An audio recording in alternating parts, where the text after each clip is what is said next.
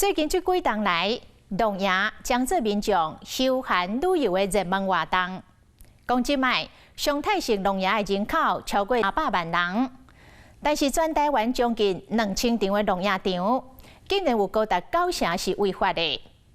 农业地无准在一直开发，除了破坏山林、污染环境，民众旅游的安全嘛无人把关。华视新闻团队特别到新竹县的尖石乡来追查，结果发现有业者随便来抌粪扫、排废水，甚至甲沙步车搬上山，予游客来批车。啊，为车空翕的相片，更加来发现讲，包括着新竹、苗栗甲南投本地草木劲旺的山林，业者种地了后，变成一大片光秃秃的草地。已经来引爆着破坏水土保持的重大危机，这个真罕古的乱象，敢讲主管机关拢唔知，啊，佮为虾米无法度来阻止呢？咱进一步追问业者，业者讲甲真坦白，伊嘛想要申请变做合法的农业区，但是一直卡条咧，原因就是爱配合的法令伤多，权责伫咧无共的主管机关。啊，审查的过程嘛无一个统一的标准，到底伫咧生态环境甲产业经济之间要安怎取得平衡？未来阁爱面对什么款的问题？失控的山林，这个危机甲挑战，做伙来看。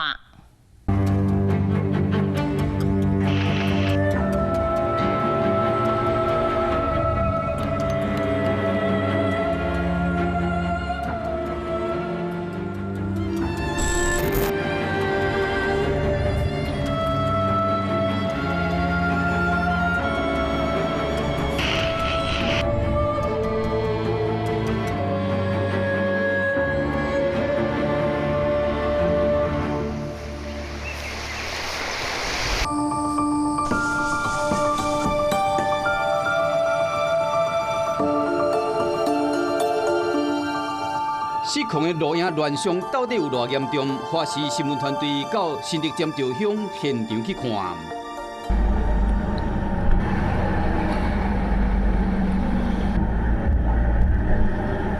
山路弯弯弯弯，搁兼落雨，现场看到的除了翠绿的山林，也有这款的风景。路场腐烂开发的问题究竟有多严重？我们现在来到的地方是12连线道，这里也是进出新竹尖石乡的主要道路。我们刚刚沿路过来，路旁随处可见像这样子琳琅满目、五花八门的露营场的招牌，这也是近年来到新竹尖石乡最随处可见的风景。因为根据交通部观光局的统计，整个尖石乡就有146处的露营场，数量位居全台之冠。这么多的露营场在台湾的山头林立，难道不会影响环境生态吗？大哥，你刚刚说这个车很难会车哦？像这种路那么小，2台车都过不了。对啊，2台车过不了。眼前这个露营场伫海拔900公尺，会使看云海，欣赏绝美的山景。游客风评真好，网络评价有4.6粒星。这就是我们今晚要入住的营区，我们马上带你来看。我们订的这个帐篷形式呢，就叫做狩猎帐。我们现在呢可以看到，这个帐篷里头有2张的双人床，双人床上面是包括这个枕头，还有寝具是一应俱全，甚至在帐篷里头连冷气机都有，这个环境可以说是相当的舒适。也因此，这个露营区是每逢假日就必定客满。天道面床棉被，雅士罗应有尽有。业者强调的是，赶简单的行李就会使带。全区有50顶的天道，会使收200人。假日人是有够多，环境危机随之而来。我们现在的所在位置就是位于营区的边缘。我们刚刚仔细绕了一圈，发现到一些很离谱的现象。我们带你来看，我们假如从这个山坡由上往下看，就可以看到整个山坡上被弃置了大量的垃圾。我们再仔细看一下，这些垃圾里头有包括了废弃的塑胶水管，还有一整袋的废弃物。很明显可见，这些垃圾就不是游客随手弃置在这里的，而是业者他们没有好好的把垃圾做好处理，而任意丢弃在这个山坡上的。一般来说，它会冲击到最大都是我们的农业环境跟森林啦。所有人在不能出国的情况下，全部往台湾的山林里面走，水资源是一个问题。电是一个问题，污水处理也会是一个问题。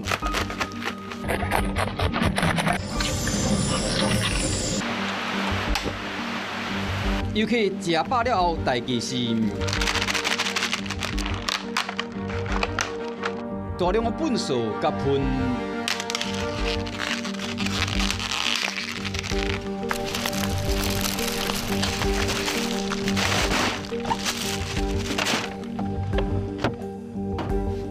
料理留落来油，甲洗碗盘用的清洁剂，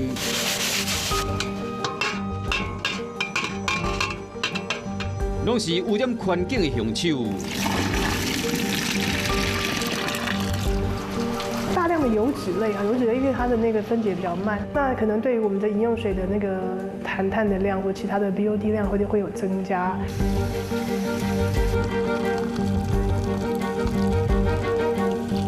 像清洁剂类的，可能会有，比如说我们那个人机苯酚啊，或者是环境荷尔蒙，最后就会进到了我们的饮用水系统，或者是伤害我们的那个水生生物。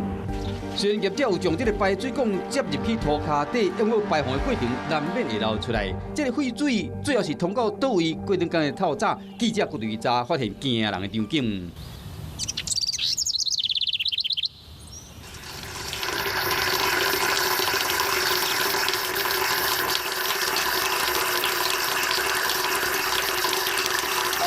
真侪位洗手台排水管拢放伫涂骹，这垃圾水无经过处理，直接排去附近的山坡地，民众直接享受污染，却是由大自然的承担。所有的法规都是最低的道德标准。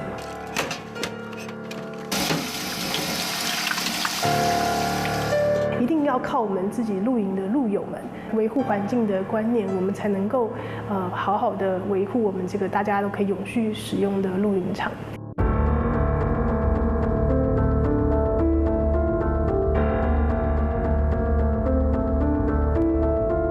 露营场有真侪乱象，依然受到游客欢迎，真侪游乐设施拢搭伫非法的红线顶。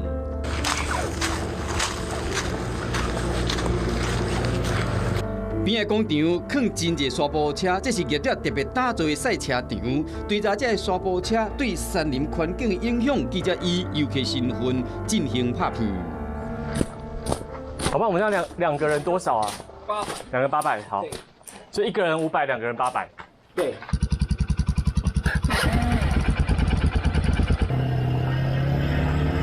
哎，我觉得有点不好控制哎。好，我们骑慢一点，骑慢一点。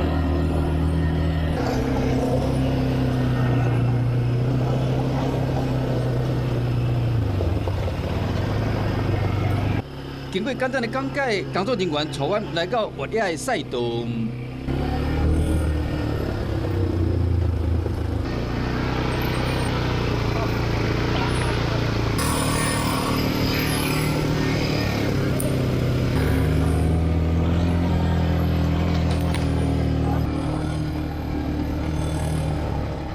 刚刚那个越野场都是你们自己用的，你们自己规划的吗？你说那个就一开始的那个露营场，对啊，啊，那是你们自己用的哦。对，应该说在老板建铺的，本来好像没有那么的凸，对，然后就是走久了，然后下雨啊，水冲一冲，对，然后它就比较凸的，哦，对啊。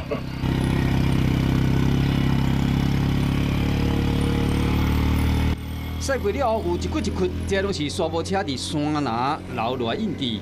赛离开园区了后，依照业者的路线，沙坡车驶到产业道路。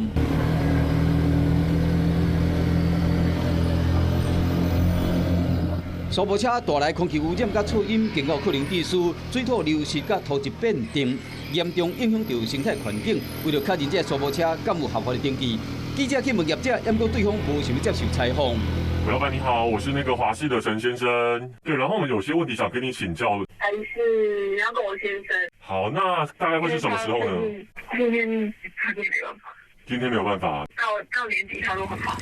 依照规定，沙漠车敢会当伫公园还是非道路的场所使用，要么即马都是伫山区里走，这款的行为已经违反。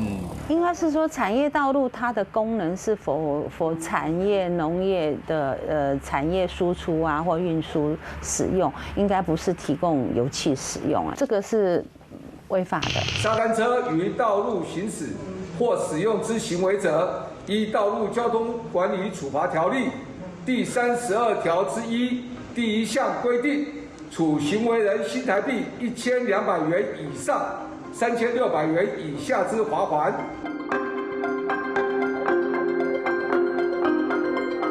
透过国土监测网卫星影像比对，发现2007年这个露营场佫维持本来的山林样貌，不过到2014年出现大规模的种地分裂，山路规大片，互人看到会惊。树啊错掉，水土流失，你住在露营场敢无安全？目前全台湾1785间露营场，敢若205间是合法的，无合法的比例将近90%。更较惊人的是，2020年营建署的统计，全台湾的露营场相关的设施，伫1000公尺范围内开设着崩山甲地骨等等的敏感区，有1800位，占91.74%。开设着土石流尖细溪流的有1123位，比例有57.24%。我们过去的法规是农牧用地跟林业用地上是不会有合法的露营场的允许的。对，那除非它在休闲农业区里面有足够大的面积，它才有可能成为合法露营场。露营场的设置对于环境的融入来讲，是一个比建筑还严重的事，我不认为。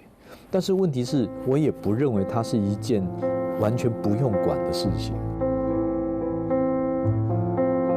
全台超过70%露营场伫农牧还是林业用地，因为法令限制，过去拢被当作是无合法。2022年7月，内政部修正《非都市土地使用管制条例》，开放1公顷以下小型露营场，有条件设置10%的营卫设施，卡正过露营争议暂时有解决的办法。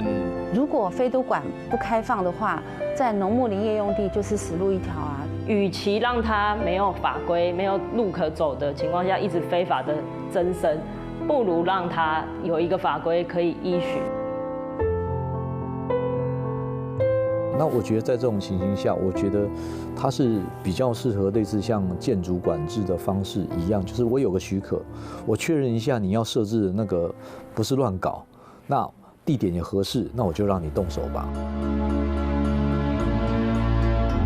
辅导业者为非法影响合法，关键伫个明确的法律规范，不过主管机关骹手无够，客早变成另外一个难题，嘛，互人质疑讲开放合法化，敢会变成更较大的环境灾难。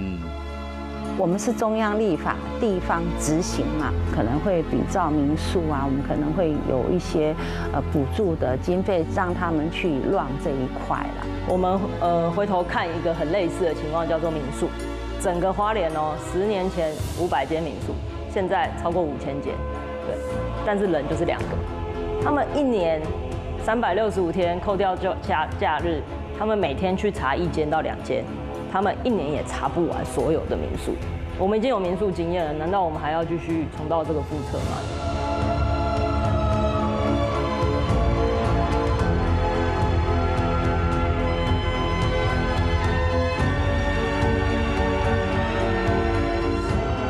大自然上水风景，不应该是被射平的山顶，嘛不应该出现违法乌白开垦的露营区，失控的山崖威胁游客安全，更加是迫切的国土危机。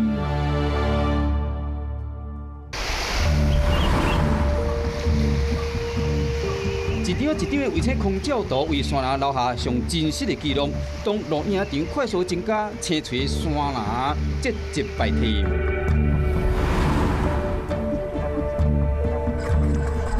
是要用水的时候，水压都会变很小，几乎都是外面的人来把我们的水弄断，然后他们就自己接这样子，这是很过分的。你说他们还会把水管破坏？会啊，那个很麻烦，真的很麻烦，我们也不知道怎么办。这种问题哈，已经一段时间了。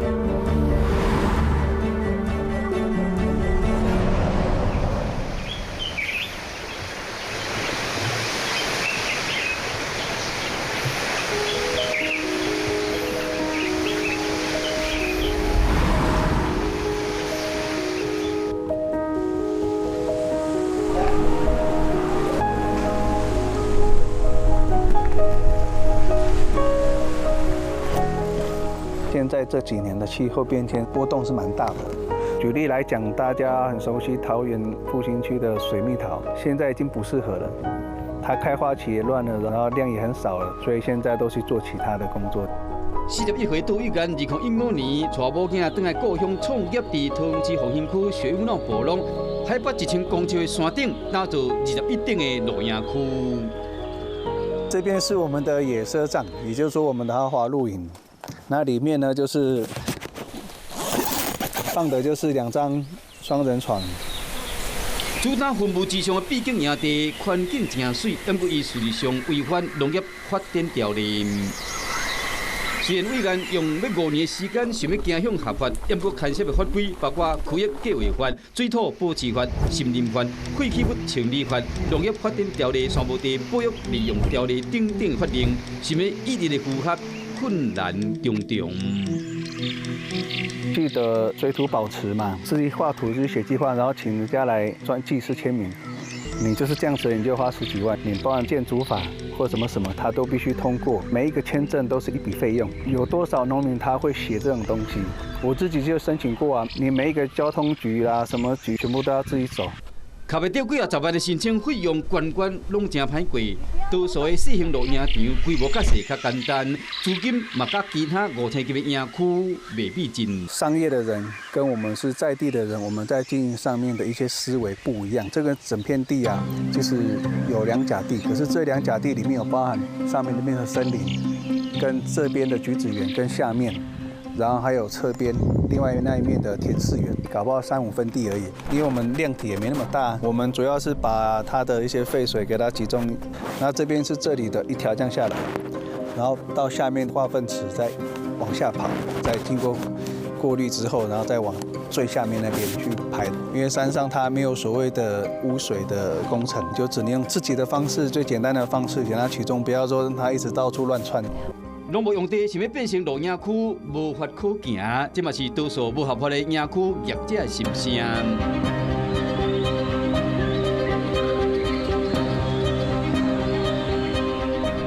我们是保留相对原始的环境这样子，所以我们有种植很多的五叶松。以前呢，这整块地啊，其实是农业使用。27回，大家家己过去因为无明确法律规范，无主管机关，加上资讯不足，就算想要申请合法，确实唔知要为多位下手。那个时候的法规是非都市土地的这个部分的话，农牧用地跟林地，它没有露营的使用的这个项目。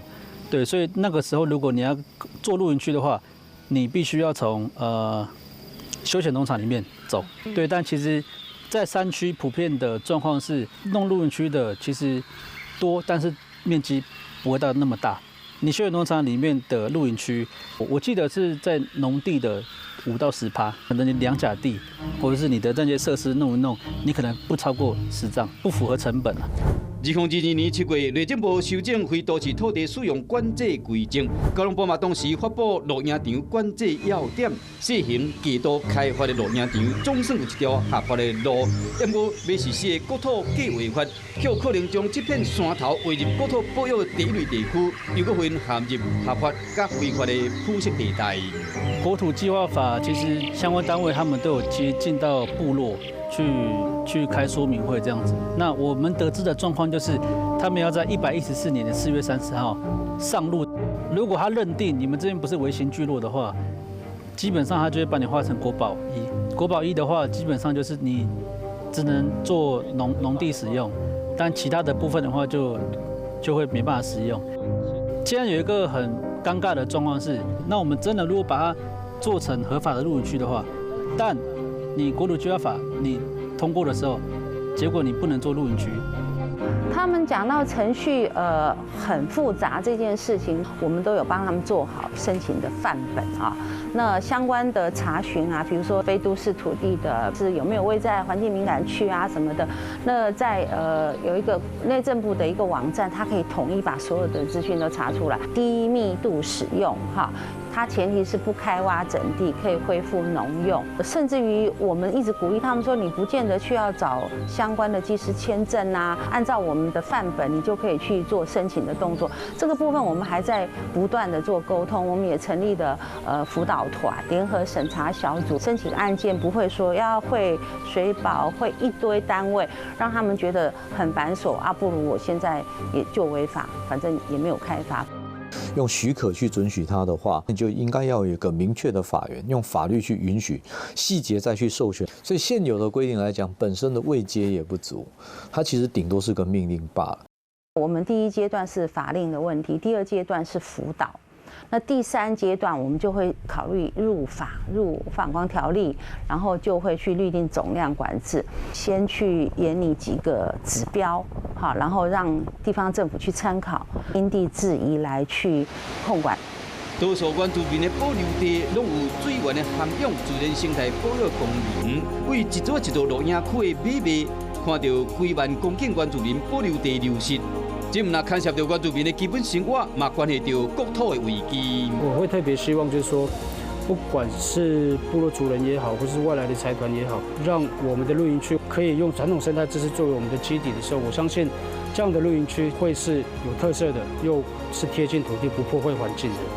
所以我会乐见部落小范围的合法化。政府将小型鹿野区立管，这场游单敢当解决几年来乱象？后续又搁要安怎确保产业生机？新的游乐方式需要新的思维，在地产业甲环境多方面拢应该认真看待，才会当行出一条活路。